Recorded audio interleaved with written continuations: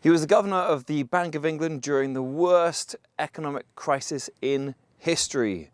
He's done many things in his career to date, including most recently having just written the book, The End of Alchemy. We are delighted and honoured to have him here with us today. Lord King, welcome. Thank you. Very nice to be with you. In your role as governor of the Bank of England, you'd have worked with and had exposure to chancellors, prime ministers, some of the CEOs of the biggest banks in the world. So did you, in your time, notice any common characteristics or attributes that they all share? I mean, are they all perhaps a little bit unbalanced? I don't think there are. I think they're all exceptional individuals, but in very different ways. I mean, some of them are completely driven. Some of them have a very strong sense of ego.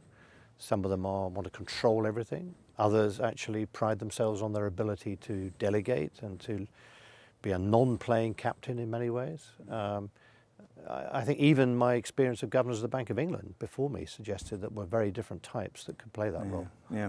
In fact, I noted that when the BBC asked you if there's any one piece of advice you'd give your successor, Mark Carney, you said just be yourself and be your own man, have that authenticity. I think that certainly I knew that I carried out the job of being governor in a different way than my predecessor, who in turn carried out his job in a different way than his predecessor. And so my advice to Mark was just be yourself and do it your way. Otherwise it won't work. Yeah, there's a massive thing, isn't there, in leadership. A problem in leadership is so many people try and put personality cloaks on and they just try and pretend to be somebody else. Don't present like Steve Jobs, for example. Present like yourself, right? And I suspect one of the problems that some politicians have is that if they feel they have to present themselves as a certain model, meet certain expectations, rather than be themselves, it doesn't work. No. And people see through that. The one thing that people can see through is someone who is trying to spin you a line. That's right. That's why I think we have a jury system, not because juries are very good at analysing technical information, they're not, but because a group of 12 people collectively may have a pretty good sense of whether someone is telling the truth. Yeah, because ultimately people who are being themselves enable their followers to be able to trust them, right? I mean, those two things do go hand in hand. And talking about trust and its link to leadership, for example, you said back in 2012 in a BBC broadcast, you said to put the financial industry back on tracks, there needs to be two things. Number one, leadership of an unusually high order and changes to the structure of the industry. So taking the former for a second, what did you mean by leadership of an unusually high order? What does that look like? Well, I think what I meant by that in that circumstance was that people who could recognise that the assumptions they had made about the banking industry no longer held, and that in particular the idea that they could run large banks on very high degrees of leverage would not work in the new world. And we met a lot of resistance from senior bank executives who said, no, we don't need any more capital. In the end, they recognised that they did. And they also recognised that when they issued that extra capital or retained earnings to make sure their banks were more robust, that actually the market gave them credit for that and the share price went up rather than down as they had previously feared. Yeah, so you're talking about challenging assumptions there, and I think that was probably one of the key reasons why you were so successful as governor of the Bank of England, because you were able to challenge some of those key assumptions, breaking up the banks, for example. But for now, talking about that structure, is that one of the reasons why you named your book The End of Alchemy? Well, The End of Alchemy I chose because it really has to do with the fact that the system of money and banking that we have is far less successful than the rest of a free market economy. Competition has been a wonderful thing for consumers. But the one bit of the market economy we haven't really got quite right yet is money and banking. And for many centuries, governments thought that they could pretend that something was valuable. Why are banknotes valuable? It's just paper. But they depend on the trust in the policies that government will follow. And banks, people think that they can go to a bank and take the money out if they have a deposit there. If everyone did that, the bank simply wouldn't have the money to pay out. Both of these characteristics are examples of alchemy. And actually, we need to get to a point where we are confident that banks can always pay their depositors so that there never will be a run on a bank again. And that people do have confidence in money so they can use it, make transactions in it, make their accounts in it. These are the two aspects of the money and banking that need to be improved before we can honestly say we've managed to achieve the end of alchemy. Yeah, that is so true. I mean, you talk about it in your book, and you say, quote, 3 things are necessary for government: weapons, food, and trust. If a ruler cannot hold on to all 3, he should give up weapons first and food next. Trust should be guarded to the end. Without trust, we cannot stand. An old Chinese saying, and it captures the essence of what it is to run an effective government. If you cannot earn the trust of the population, you will not be able to achieve anything, whether on the military front, as often in those days, or on the civilian front today. Mervyn, are we now getting closer to trust, do you think? I mean, there seems like there's a lack of trust generally out there in the public, but also, have you noticed that a lot of the CEOs of those banks are now beginning to agree with you on challenging those assumptions, like breaking up the banks? Yeah, I think that the banking system itself has improved enormously since the crisis, with leaders recognising that they had to change the way in which they went about their operations, the culture of the banks in part, but also that their financial structure needed to change. And I think there's a widespread recognition there. The key thing now is that we don't allow this to be forgotten by going through a period of calm, and then things look good and people forget the lessons of the past. That's clearly what happened before. So I think part of the reason for the book is to suggest changes and reforms that will lock in this, so that we don't just rely on the memories of those who experienced the past, but we have an institutional structure for our banking system that reflects those lessons. Yeah, because Lord King, in the mornings I'll put on BBC News or Sky News, and I'll just pray that we're not going to sort of see a bit of bad economic news coming out of China or something that's going to send the whole world into an economic downward spiral again. But do you think, putting a bit of a futuristic hat on, a betting man, would you say that Mark Carney, your successor, is going to face a similar crisis that you had during your tenure as governor? I don't know that, but I do think we're far from out of the woods yet in terms of recovery from the crisis. Too many people are thinking, perhaps implicit in your question, that central banks are the answer to how to get a sustained recovery, and I don't think that's the case. I think we have to rebalance economies, the world economy, and that means much more than simply central banks holding interest rates low and creating more money. I think a much wider range of reforms, from structural reforms to changes in exchange rate regimes, to a recognition that countries cannot easily get out of this on their own, but need to cooperate with each other. All of these things will be needed.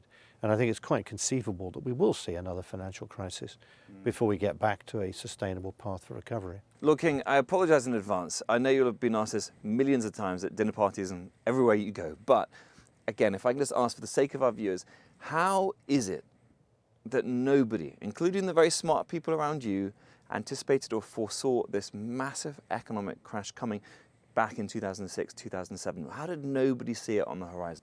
So I think 2 comments on that. One is that a lot of people thought that what was happening was not sustainable. It couldn't go on forever. Knowing something cannot go on forever is not the same as knowing exactly when it will stop and go wrong. And I don't think it was possible easily to identify that the problems would show up first in a banking crisis, as opposed to problems in, say, foreign exchange markets, and that it was not easy to know the precise date when things would happen. And what was clear was that sometimes people say now, well, perhaps if the Americans hadn't let Lehman Brothers go, we wouldn't have had a crisis. That's simply untrue. We'd had banks fail before, and we had banks fail afterwards. The fundamental situation, not just of the banking system, but of our economies as a whole, was out of balance and could not continue. Whether it was Lehman's, if it hadn't been them, it would have been someone else. So I don't think it's sensible to pinpoint the exact moments or places where the crisis was seen most visibly and to say, well, this was the real problem. They were symptoms of a much deeper problem. That's what the book is really trying to describe. What was the underlying malaise that created the conditions in which this could happen? Yeah, because Mervyn, one of the things you did and the Bank of England did do is you did warn people ahead of time about these high-risk investment vehicles. So why didn't that go into their conscience? Why didn't they listen? I'd have to ask them rather than me. But I think that when things are going well, when the stock market is rising, when assets that look very risky are things that you can sell easily, that people will buy them, you think, well, this has gone on for quite a long time. Why can't it carry on going on? And it's always like the problem with a number 11 bus. You stand there, it doesn't come, it doesn't come, it doesn't come. Does that mean it's just about to come because it can't be any later than it is now, or that it won't come at all? Right. There is no answer to that because we simply don't know what's been happening. And I think one of the problems here, and one of the things I talk about in one of the chapters, is that people are very bad at thinking about the context in which they see observations. So the fact that something is working well for quite a long time is not a good reason for thinking it can continue. Yeah. The classic example that's given is the turkey before Christmas, which is the turkey, when asked, says, I love this farmer, he's a wonderful man, every day he brings me wonderful food. Yeah. And day after day, the turkey gets happier and happier. Great environment, until suddenly one day it stops and he's killed to sell to other people for Christmas. The turkey didn't see the context of the world in which he was living. And that was true of many people in the financial sector. They were so focused on the short term that a sequence of favourable short-term events blinded them to the context in which they were operating. Yeah, was that from the sort of, applying this all to the business world? I mean, all of the leaders we've interviewed for LeadersIn, even if they're running the biggest companies in the world. I mean, for example, Bill Gates, he was always, when he was the CEO of Microsoft, was always paranoid, couldn't sleep at night sometimes because he was afraid that a sort of, a new startup in the garage around the corner where he lived would suddenly disrupt the whole of Microsoft. And sometimes it's quite good to be paranoid because it makes sure that you're not complacent. And I think, but I suppose unless you're the guy that's delivering that message, the unpopular message, which it seems, by the way, that it's quite clear that you don't mind delivering very unpopular messages, which we'll come on to in a minute. But talking about the crisis, I mean, you are cool under a crisis. It's a very good thing that you are, considering what you've just taken us all through. But in 2008, Lehman Brothers collapsed. There was, as you describe in your book, the Great Panic. Now, how did you, Lord King, manage to stay calm during the great panic that you saw around you? I don't think it's difficult to keep cool in a crisis if you're in the middle of it, having to respond minute by minute to things that are going on. You're so drawn into the events that it doesn't seem anywhere near as dramatic as it does to people outside. So I think the people who found the crisis really dramatic were actually people watching it on television who switched on for 5 minutes a day and had the highlights, as it were. Even a boring football game can be made interesting if you only see 3 minutes highlights on Match of the Day. And I think that's true of a crisis. So that a lot of the time when we were going through events that people thought were very dramatic, there were a lot of rather tedious, drawn-out meetings and events. But we were so swept up in the actual dealing with it and taking decisions that that's all you can focus on. So I don't think it's difficult to keep cool in those circumstances. The tricky thing, I think, is to try and rise above it and see the big picture. And that's the thing you have to be able to do in order to make the right decisions minute by minute that come along. And that is not easy to do because you're so overwhelmed by things happening minute by minute that you need to be able to step back and think about the bigger picture. That, I think, is the hard thing to do.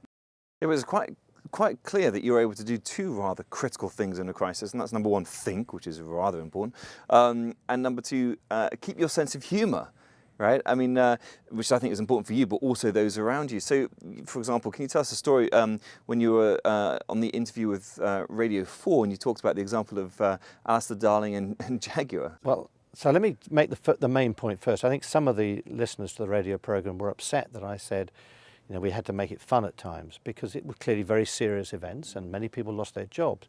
And it wasn't fun in that sense, but what I was trying to get across was that I had to get my team and everyone in the bank to work day and night, and in many cases all night, not just for a week, but actually month after month and for several years. You can't motivate people to do that unless you can have a time when you can close the door and a team around me, small team around me, we would have a sense of black humour and we'd have to have a good laugh. Unless you can do that, have lighter moments, you can't force people to work at that high intensity all the time. You've got to have periods of light, shade and light. So the example I had with Alistair Darling was that we would meet together with the Financial Services Authority on a regular basis to discuss the latest problems in the banking sector. And we would have in front of us the papers about different institutions that had got into trouble in the last few days. And for some reason, the Financial Services Authority decided that they all had to have code names. I don't think this was terribly helpful because the meetings were secret, but anyway, they all had code names. And they had unusual code names, and one of the meetings started, and someone said, "We must discuss with you the serious problems at Jaguar, Chancellor." Good God. And I was taken aback by this, and this went on for 15 minutes before Alistair Darling and I realised that we were not discussing the Jaguar Motor Company, but we were discussing some bank which had been given a code name of Jaguar. Yeah. At that point, we were slightly relieved because at least the problems hadn't spread to the best industrial companies in the UK. No, that's brilliant, because I think, as you said, you can take your responsibility ridiculously seriously, but you need to keep the tone sometimes light, otherwise people can't think under that ridiculous amount of pressure. Absolutely right. Yeah. Talking about thinking, I mean, that is, it's interesting. I was listening to your Desert Island Discs on Radio 4, and one of the things that you were saying is how important it was for you during the crisis to segment time, to actually think, right? So you blocked out part of your morning just for reflection and for thinking, which, I mean, I talked to Daniel Goleman, the author of Emotional Intelligence, and one of the things he was saying that very often leaders under a crisis, they literally can panic, which shuts down their neocortex, the executive functioning part of the brain, which enables them to think, which is not something you want to be shutting down during a crisis. So it's very good that you were able to do that. Is that something that you were able to do and you've been trying to force yourself to do throughout your career? I tried hard to do it, though just before I became governor, I went and talked to a lot of people who'd held down very big jobs, both in the public and private sector. And one of the things I drew from those conversations was the importance to keep time for thinking. Because if you just get swept up with being busy, then you lose track of what's happening in the organisation and you don't see the big picture. So I basically started with a ground rule. It wasn't easy to keep it going all the time, especially in the crisis, but I did by and large stick to it, that the mornings were for thinking and the afternoons were for meetings. And it has to be that way round, because once you've been through, at least as far as I'm concerned, once you spent at least half a day doing nothing but meetings, the ability to think clearly after that it's not that's quite as easy as it seemed. And I just wanted to go in there and read information that had come in, and then just think to myself. So I'd write speeches, make notes on what I thought were the big points, but generally try to keep the time just to think, because you really ought to spend as much time thinking about what you've read as you spend reading. And if you just read for 3 hours and think, "Oh, I'm brief now," but then spend 5 minutes reflecting on what you've read, you won't actually absorb it, and you just need to think through, what do I think about what I've read? And it is a key part to being a leader in any organisation. Edward de Bono, the guy who wrote Six Thinking Hats, we interviewed him, and he was saying that not enough people spend enough time thinking about thinking, and it is right. Otherwise, if you just action, you're just constantly chasing your tail. That's brilliant. Lord King, one of the things we've noticed as well is that you're a man, in our opinion, of great integrity. I'm sure you'd probably agree with that. That's for others to say. Because in the world of finance, with the amount of money just swooshing around the global markets, is there a risk, I suppose, that the whole integrity thing in leadership gets deprioritized? I don't think it's a question about the sector as such, and the vast majority of people that I have met in most walks of life are people of real integrity, who try and do a good and honest job, even though people aren't looking over their shoulder the whole time. And actually, they tend to be upset when they find out that some of their colleagues have not behaved in that way. The difficulty with the financial sector is that if you have any organisation where there is a large amount of money, that you will attract to it some people, or the people in it themselves get diverted into focusing on, how can I make that money mine? I mean, the sporting world is quite a good example of that. The financial sector has elements, particularly in the trading areas, where that can also be true. And so people then make judgments about, well, if so-and-so has made money, it's because they're very smart. Now, there are times when that's true, but there are other times when they're simply lucky. That's also true of sport. The role of luck is also key to all this. And it takes, remember the old story that the Roman emperors or the military commanders, when entering Rome to have their triumph on the chariot with them, would be a slave whispering into their ear, you're only mortal, and you have to recognize that whatever the triumphs that come, the next day could be the opposite. It's very, very important not to get carried away by those successes. And of course, when the successes come very quickly and in the short term, such as making a lot of money on a financial transaction and a trade that goes well, people are obviously very happy, they're delighted, they're exhilarated, and they tend to conclude that this is because of the genius that they had when they made the transaction. And they just need someone to whisper into their ear, you know, that went very well, but next time's a different ball game altogether. And to remember that. Yeah. I was watching an interview with somebody who'd won the national lottery, and they convinced it wasn't luck, that they chose the numbers. It was their skill. It's the same type of thing. But you've also got a very strong moral compass, right? I mean, you know, you were criticised heavily in the press at the time for the pressure that you put Bob Diamond under over at Barclays at the time, because you'd lost confidence in his office. But it seems like that's one of your... Well, it was one of your roles. I mean, is that one of your roles, to sort of, you know, unofficial holder of the moral compass? Well, I think the regulators had a clear moral compass, and they had made very clear what their view was, and I was relaying that on to the chairman and senior non-executive director of the organisation. But I think you can't hold down a senior public sector job unless you do have a moral compass, because I used to make a point of getting out of London 2 days a month and travelling around the country. And I think I went to every town in Britain with a population of 50,000 or above during my term and spoke in all of them. And it became very clear to me that there were people there who relied on the Bank of England to try to create a climate of economic stability.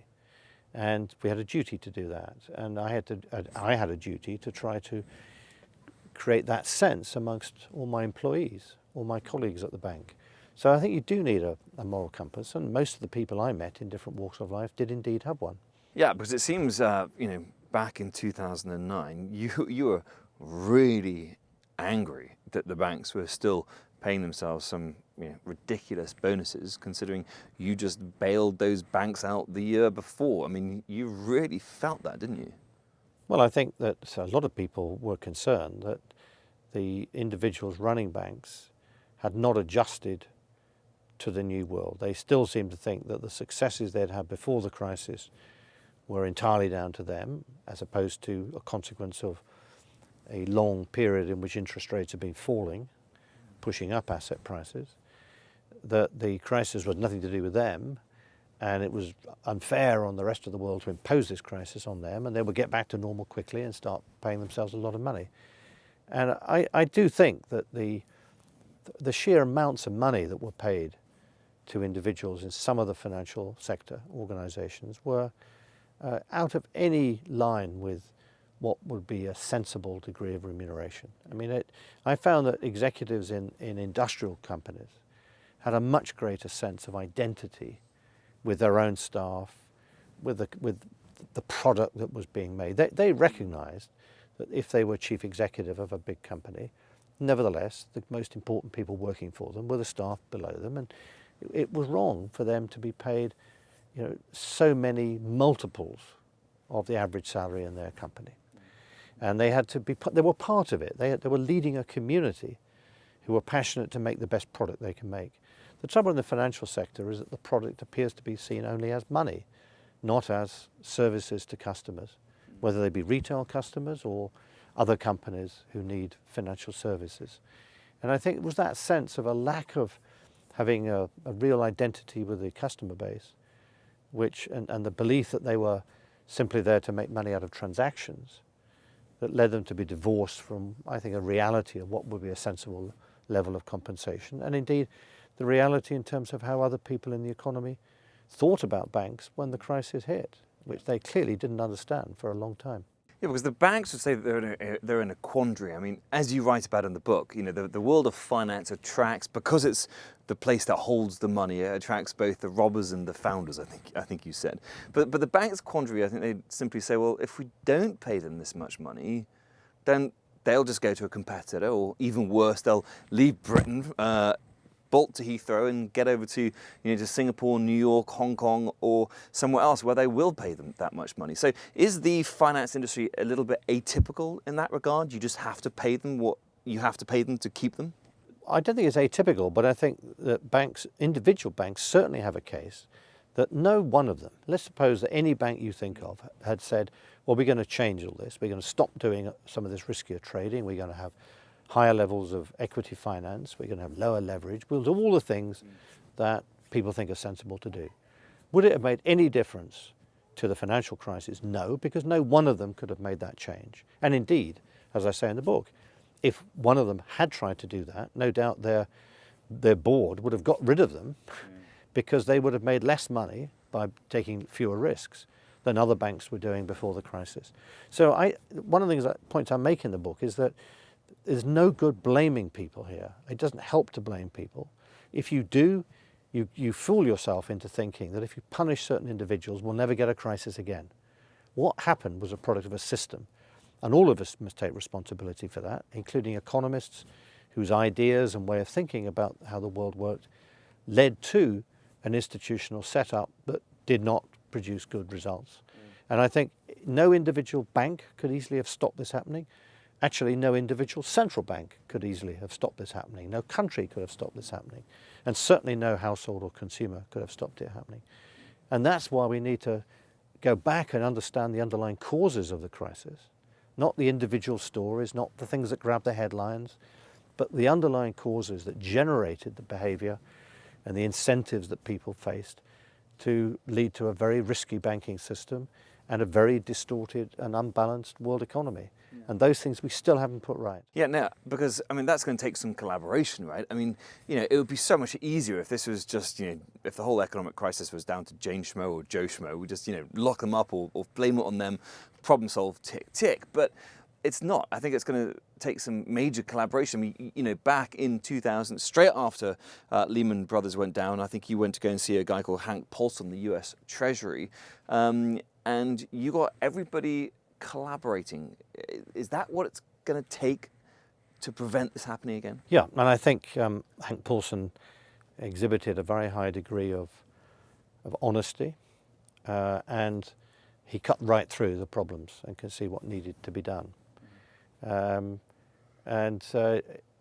we did have to work together. I remember in October 2008, which was a month after the collapse of Lehman Brothers, the G7 governors and finance ministers were sitting around the table in Washington in the US Treasury, and our deputies had worked through the night to produce the usual communique, which was a lot of guff, to be honest. And I suggested to Hank Paulson that, look, this is not the time to produce a normal communique. Why don't we tear it up, put out a one-paragraph statement, which would basically say we will do whatever it takes to keep the financial system on the road to health, and that is vital, not because we wanted to protect the banks as such, but we wanted to protect the economy from the banks. So we did this to protect the economy. And Hank immediately saw the merits of this and cut through it and said, that's what we're going to do. He proposed it to the meeting. And we did. We scrapped the communique that had been drawn up, put out this short sentence, and it did affect sentiment, and it did create a climate in which countries were working together. Now, that lasted for maybe 12, possibly at most 18 months, before countries really started to think only about themselves again.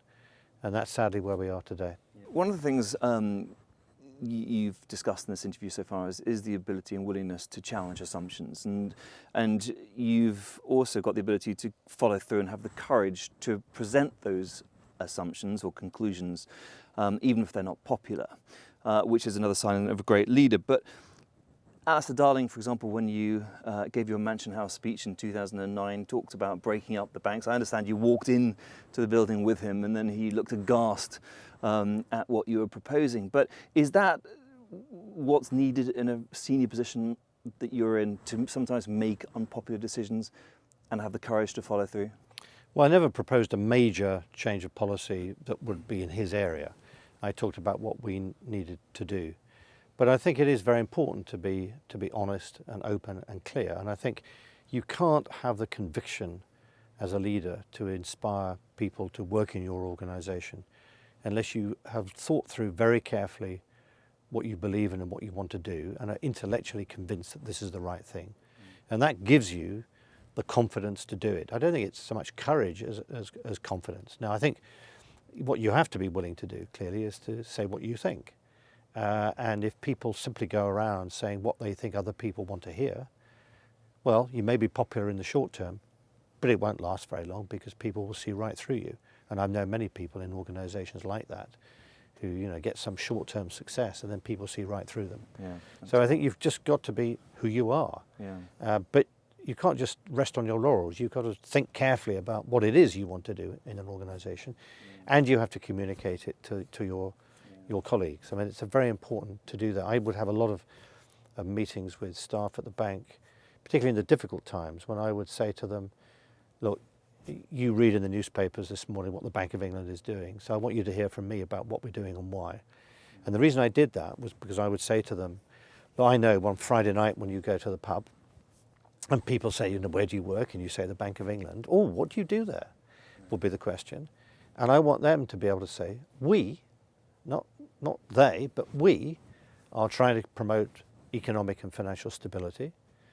And my job in it is, and then whatever it is, from, you know, dealing with the telecommunications, to doing economic research, to cleaning the offices, dealing with the security, the transport, whatever job it was, they're crucial. The organisation can't function without everyone in the room there that I spoke to. But they still had to be able to understand what the mission of the bank was, so they would be comfortable going. They were our ambassadors. You know, Yeah. Friday night in the pub, you know, you need people who can say, well, I work at the Bank of England and I know what we're trying to do. And no one expects them to have a technical answer or to get involved in an economic discussion, but a very clear idea of the vision and objective of what we're trying to do. I remember when I started at the bank, I went and met all the economists there, and one of them said to me, he said, it's strange working here at the bank because I go home sometimes and then at night on the news I see interest rates have changed, and I didn't know. And that was one thing I was determined to change immediately. If we were going to take any decision like that, change interest rates, every member of the staff of the bank, whatever job they did, whether it was in the kitchen, whether it was on the staff, they were all told, the Bank of England has just changed interest rates. And they needed to know straight away. So if they had to make a telephone call, anyone rang them, if anyone rang them from outside, from their home, and said, oh, I see bank rates gone up or gone down, doesn't matter what job they had in the bank, they'd say, oh, yes, I know. Amazing, that's brilliant. No, because I think that what you're talking about earlier there about mission and vision and what's the purpose, what's the value you bring to the world, and it's from the research, having spoken to a few of the employees of the Bank of England, it's all forefront of mind, and that's down to your communication. You've spoken a lot in this interview so far about communicating internally, that and spending your time externally. Not a lot of people do that, willing to get on the trains or the cars or whatever, to go out to maybe the helicopters, I don't know, No. trains or cars. The first helicopter I ever took was a few months ago in New York. Oh, really? Never used one at the bank. It wasn't with Donald Trump, was it? No, it certainly wasn't. It was with, in the bank it was always train. Right, okay. Yeah, but knowing it's that important and spending your time, I think is one of the reasons why. Despite everything we've just said, though, on the 12th of March 2012, The Independent wrote, some of Britain's top banks are warning that they will move abroad unless there is a less hostile successor to Sir Mervyn King, the Governor of the Bank of England. What is that hostility in your mind? Is that something to do with the fact that you were fuming about banks paying more money, you were leaning on the Bob Diamond situation? What is the... No, I don't know what was in their mind. I think the most important thing was that they had hoped that the regulatory climate would be easier for them when I left the bank, because we were very clear that banks had to have enough equity capital that they were not in danger of falling over if their assets were to fall just in value by just 2 or 3%. In other words, they had to raise more capital. Now, my successor turned out to be just as tough as I was. And I think he's done a splendid job. But the idea that I understand why firms that are regulated want to have an easier regulatory burden. It's a natural thing. we all want to pay lower taxes, but we have to accept that the government sets the taxes, we pay them. Bank of England sets the regulatory climate for banks. The banks have to accept that. And any suggestion that they would go abroad, I think, has basically gone away. Right. Okay. Talking about Mark Carney there, I mean, your ability to challenge assumptions, I think it's the first time in history of the governor of the Bank of England that there's a governor that's non-British born. Is that certainly in the modern era? Yes. Right. When the bank in the modern era, which means post Second World War, when it became a nationalised industry, has never had a foreigner as governor. But to me, the interesting thing was about this, that lots of my colleagues overseas said, gosh, someone from Canada running the Bank of England? Could never happen with us. No one in the UK paid much attention to this at all. We have a remarkable ability in Britain to accept people from overseas, and if they can do the job, basically to assume that they're British. A lot of our traditions are relatively recent, but we assume they must be hundreds of years old.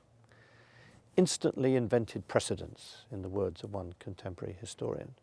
We're very good at doing that.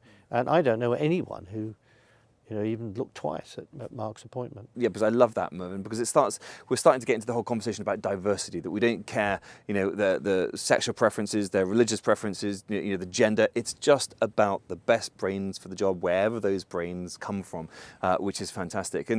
But I cannot imagine though that somebody from Guangzhou could go and run the Federal Reserve though. I mean, we're going a bit too far with that, aren't we? Well, of course, the irony of all this, most interesting example, is that when Mark Carney left the Bank of Canada and came to Britain, the Bank of Canada had to find a new governor, and they advertised. And the first line of the advertisement was, all applicants must be Canadian citizens. Really? So even in Canada, they assume it must be a local person. Certainly, no British person could be, I think, chairman of the Fed, and certainly not on the continent. Is that why you didn't apply for that job in Canada then? I think the climate probably had That's right. As anything.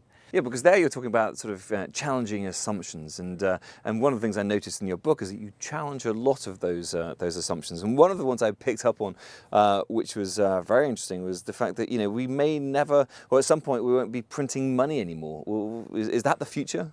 I don't think they'll ever be gone completely, but there's no doubt that as a means of payment, they're far less significant than they were. And instead of people carrying either lovely bags of gold coins or banknotes, we just use plastic and pieces of card to make transactions. But that has many steps to take. I think we've only just started in the technical process of using cards and electronic means of payment. I mean, there are so many things that we can't easily imagine now. I mean, using retinas to identify rather than PIN numbers, to having instant transactions, perhaps between, you own shares, you walk into a restaurant, you enjoy the meal, you pay the restaurant, not with money from your bank account, but with an electronic transfer from some shares that you own that are then sold instantly and get fed through to the account of the restaurant owner and then reinvested in the shares that he wants to own. And all of these things, I think, have a long, long way to develop that we can't even imagine now. Yeah. But I don't think in the end we will ever give up having something like physical money, not least because it's the only form of payment at present where you can pretty well guarantee anonymity in making payments. It's no accident that bank robbers never steal brand new, clean, crisp, good-looking notes. Always use notes that can't be traced. Thanks for that tip. I'll make sure. Lord King, one of the, for this interview, I've spoken to a lot of people about what questions it is that they would want to ask you if they were sitting in this seat today as opposed to me. And one of the ones that came up a lot, and it was repeated I think the most, is how on earth do you make those huge decisions that you had to make as Governor of the Bank of England that ultimately impact everybody in the country for better or for worse?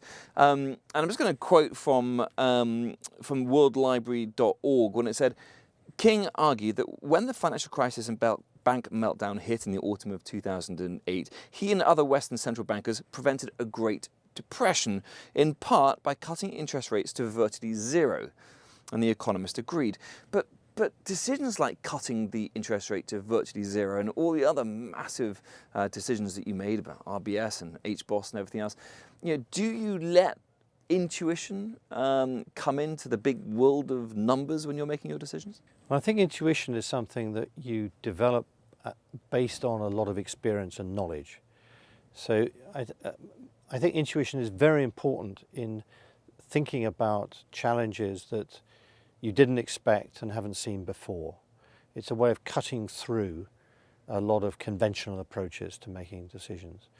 But intuition, which is simply random or based on no knowledge or experience, is of little value. So a great deal of study and thought went into it. And when we made monetary policy decisions, such as that cut in interest rates, the key thing was, first of all, it wasn't just one person making the decision. We had a committee of 9 people. And I think that served us extremely well, because no one person on that committee was always going to get it right. But on average, if a majority of people wanted to do something, you could be pretty confident that that was a sensible thing to do. And I think that served us extremely well. But we spent a lot of time analysing all the data, thinking about it. The great thing is that we had a regular timetable within which to make decisions. So I did not find making decisions difficult. The trick is to make good decisions. That is more difficult. Maybe some people find making any decision difficult, but I think once you're in a job like that, the kind of person who gets appointed to it is not going to find it difficult to make decisions. The question is how do you make the good ones? And you have to take advice, and you have to talk to people, and it's got to be the right people. So appointing the individuals around you is crucial. And I always had a group of young economists who would be close to me, whom I had enormous respect for. They were very able. I just knew that at their age I wasn't as good as they were. So I had more experience. That's how I managed to keep going. But these guys were the people who really knew everything. And I would talk to them and listen to them. We'd discuss it, we'd debate it, I'd put counter arguments. All of these things were extremely helpful in making sure that I felt, okay, I know all the issues and the arguments, now make the decision. Right. And that last bit then wasn't particularly difficult once you'd had all the arguments. And I think on interest rates, we had such a good process in place that every month we had all the information we wanted, and we thought about it very carefully beforehand. We didn't say 2 days before the meeting, oh, now, what do we need to know now? We'd had a machine that generated the information that we needed. So you've got to have all that knowledge and background, but then in the end, the judgment of the individuals on the Monetary Policy Committee were being paid to exercise their judgment. And that's what matters. That's where the experience and the analysis comes in. Yeah, because you talk about intuition there, and it's valuable if you have experience, and if you don't have experience, it's a hunch. So just taking that line of argument for a second, do you think then that to be a CEO of a major company, you need to have an intimate knowledge, almost have grown up in that industry? Because there's cases for and against. I mean, Caroline McCall, obviously, who was the CEO of the Guardian Group, who's now CEO of EasyJet, didn't know too much about aviation before she was the CEO there, but she's doing a phenomenal job with EasyJet. So, but I guess it might be slightly different in banks, partly because of the regulatory environment and everything else. I mean, can you go and be helicoptered from one industry to another, particularly in the world of banking? Well, I think you have to know about the industry, and if you move from one to another, you have to learn very quickly about the new industry, the product, what is going on. Yeah. So I think one of the things that's improved a lot, in my view, since the crisis, is that there's been a greater recognition with ring fencing in the UK that the kind of people and the kind of issues that come up in managing a retail bank are very different from those of an investment bank. And I think before the crisis, what happened was that the people who were investment bankers found themselves in charge of retail banking, and that wasn't a healthy development.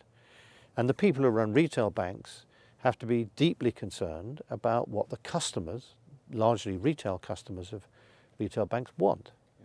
If you're an investment banker, you're dealing either with CEOs of very big companies, or you're involved in transactions. It's a different kind of product altogether. And I think it's very important that the person running the organisation lives and breathes the product of that organisation. When I would go around the UK meeting companies, what always impressed me was that the companies that were successful and that I thought were good companies were run by people who were passionate about their product. That product might be as mundane as plates or plastic products, but whatever product they made, bread, they were passionate about it, really passionate about it. And one of the companies I went to wouldn't actually let the customer buy anything until they'd been to the factory to see how the product was made. And so they were imbued in it. And these were the people who put the attention to detail into their job and their workforce. And they were successful because in the end, if you're producing a product, unless it's the best, people won't buy it. It's the same as you were right at the beginning, you talk about a point about obsession. You've got to be obsessed, whatever it is, about bread, or about whatever it is that you're doing that enables you to get to... Obsessed in a good way. In a good way. Yeah. You're passionate about it. Yeah. You really care about it. Yeah. There's no point being chief executive of a company making bread unless you really care about the best way of making bread and making bread that people want to buy. You've really got to be passionate about it. Yeah. If you're not, if you just think, oh, it's a job, I'm not really interested in bread, but my job is to do the figures and appoint a few people, then you will not succeed. No.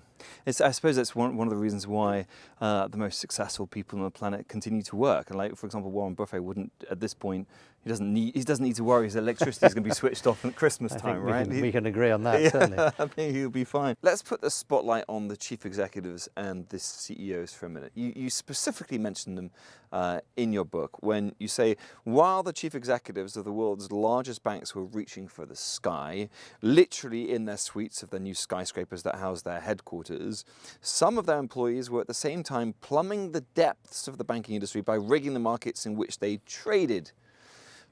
Yet, shortly afterwards, the FT.com quoted Stuart Gulliver, CEO of HSBC, as you know, who said, quote, he pointed out the impossibility of a single boss knowing what every one of the 257,000 people is doing. So, having a huge organisation with hundreds of thousands of employees, does that get these CEOs off the hook when it comes to behaviours happening beneath them? Well, they cannot get off the hook. It is their responsibility. Of course, it's not possible for one individual to know what 257,000 other people are doing. But that does raise a question mark about whether it's sensible to have an organisation with so many employees. And in particular, where HSBC fell down was that it turned out that if their organisation was doing money laundering in Mexico, lost billions of dollars in the United States, engaged in practices that seem to be connected to tax evasion in Switzerland, the idea that, well, don't look at us, we had nothing at all to do with it because we couldn't possibly know what was going on there, simply doesn't work. And if you're going to run an organisation that's that large, then you have to be confident that you can take responsibility for those actions and those events. If you feel you can't take responsibility for it, then sell it to another company. Yeah, and I suppose it also comes down to the fact that, every one of those 257,000 employees, or however many a particular bank has got, knows the values of the organisation that it works for. So, for example, you were talking about mission, vision and values at the Bank of England. They all knew what the values were. So it's just about making sure the organisation lives and breathes the values that you stand for, what is and what isn't acceptable behaviour around here type of thing. So you talk about... for example, talking about the reputation of the bankers in Britain, you say, and I quote, some bankers of my acquaintance are reluctant to admit their profession in polite company. And that's changed since the crisis, very, very clearly. Good. Okay. And I think for good reason, and the reason is that most ordinary people, were told that we had to move to a modern world in which the market rules, in which accepting changes in working practices and maybe even cuts in wages were necessary to raise productivity and ensure that they could still be employed. People have bought in, I think over a 20-year period, difficult transition from high unemployment to a very healthy economy. People have bought into the idea that a market economy and market discipline could be uncomfortable at times, but it was good for all of us in the long run. Come the crisis, which were the institutions that said, well, actually, we don't want to go bust and we shouldn't go bust, we should be bailed out, were the banks who were the most vocal in telling ordinary people that they needed to change beforehand. It is not surprising that there was not a great deal of anger amongst ordinary people about the crisis and its consequences. And I was surprised that it wasn't greater than it was. I suspect that it was the measures taken by governments and central banks to boost total spending in the economy in the wake of the crisis, and hence prevent unemployment rising as much as it would have done, which limited the extent of the anger. But that was a short-term measure, and we haven't solved the long-term problems. So we are still seeing the consequences of that. As people realize the economy isn't growing particularly quickly, then the anger is still there. And we see in the United States now that anger is very visible in the presidential primaries.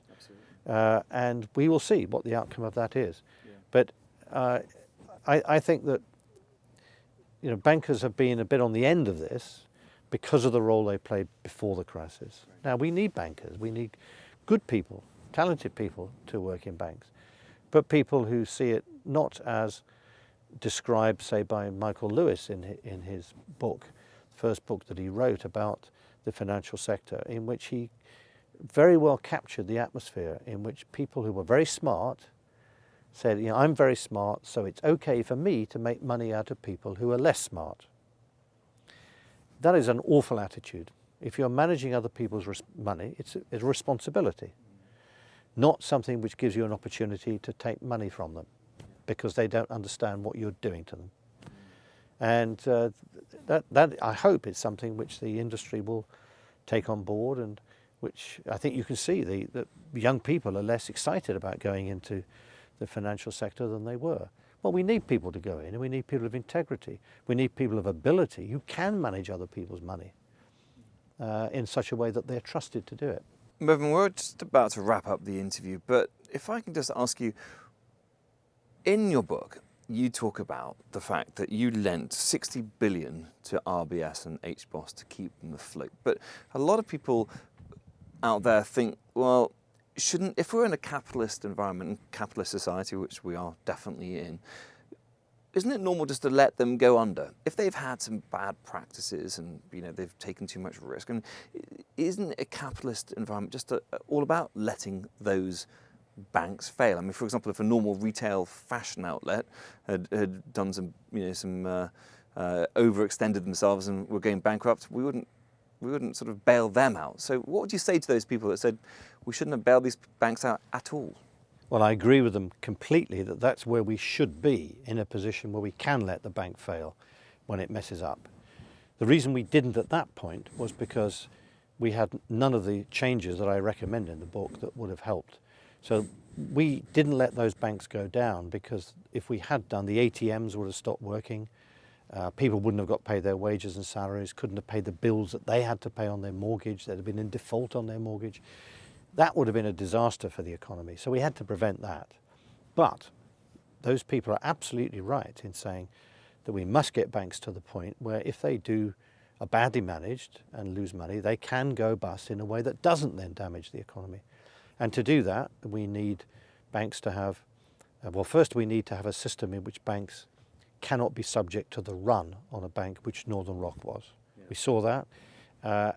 The proposals in my book would mean that not only would it not be possible to have a successful run on Northern Rock, but that people would know that and there would be no need to take the money out. Right. Second is that we need banks to have financed themselves with more equity so that they can absorb losses in the bank and therefore they're more robust. And the third thing is that we need a proper bankruptcy system for banks, which means that very quickly, not just going through the conventional bankruptcy mechanism, but a special mechanism, it's possible for banks to fail and over a weekend, the depositors to be protected and the bank to be shut down. Now we've got that last one we've made some progress on the second, but not enough. And on the first, we haven't got there at all. And my proposals in the book would deal with all three. Yeah. Talking about bankruptcy, I mean, changing the target from companies now to countries. One thing that I took away from reading your book is just the fact that you found it, and I quote, a little depressing when all the EU countries came together to work out how much money we should lend Greece in order to repay their earlier loans to us. I mean, it was quite a crazy and, as you say, a little depressing conversation to have. But then you go on, interestingly, to say that Germany should remember its modern history a little bit more. What did you mean by that? After the First World War, Germany was asked to pay reparations to the Allies. Fine. But the only way Germany could make payments of those reparations to other countries was by earning enough foreign currency through exporting that it would then, instead of using the foreign currency to buy imports, hand the money to France, the UK, United States. The French in particular, but the Allies in total, prevented Germany from developing an industrial economy that meant it could export enough such that it could earn an export surplus to hand over to finance the reparations. The result was that the only reparation payments Germany ever made were financed by borrowing from the countries to whom the reparations were given. And that's exactly what has started to happen now in the euro area, that you cannot expect Greece and other countries to repay its overseas debts unless it is able to earn an export surplus out of which it can finance those payments. Now, with a fixed exchange rate that it's joined the euro at, it's unable to do so. And I think the great challenge they're going to face is that countries with a large amount of overseas debt, money that they borrow from abroad, they won't easily be able to repay it, Greece and other countries in southern Europe, because they won't be able to earn an export surplus large enough unless they have mass unemployment, which depresses their domestic demand. But without that, they won't be able to earn an export surplus large enough to repay the debt. And that is something which is a simple matter of arithmetic. And it's a lesson from the interwar period that people are in danger of forgetting in their enthusiasm for trying to keep the euro together. So, but if Angela Merkel and the euro allowed Greece to do that, be in that situation, it'd be good for Greece, and then it would be good for the repayment. Are they just thinking short term? Is that the... I think one of the besetting sins of modern politics is maybe it's the pressure they're under, but short-term thinking dominates. And there isn't this vision as to how they are going to get to a euro area that can survive. And I think the big challenge here is to actually think through what model could work, and I don't think they have one. Yeah, absolutely. Mervyn, it's quite clear, having listened to you and having read your book and done a lot of research on you, that you are a man of great integrity and obviously intelligence. But I think one of the reasons why you wrote that book is because you really do genuinely want to protect people from going back into the situation that you'd been through, they'd been through. So, love the book. I've loved meeting you. And on behalf of everyone watching, I want to say thank you very much indeed for your time, sir. Thank you very much.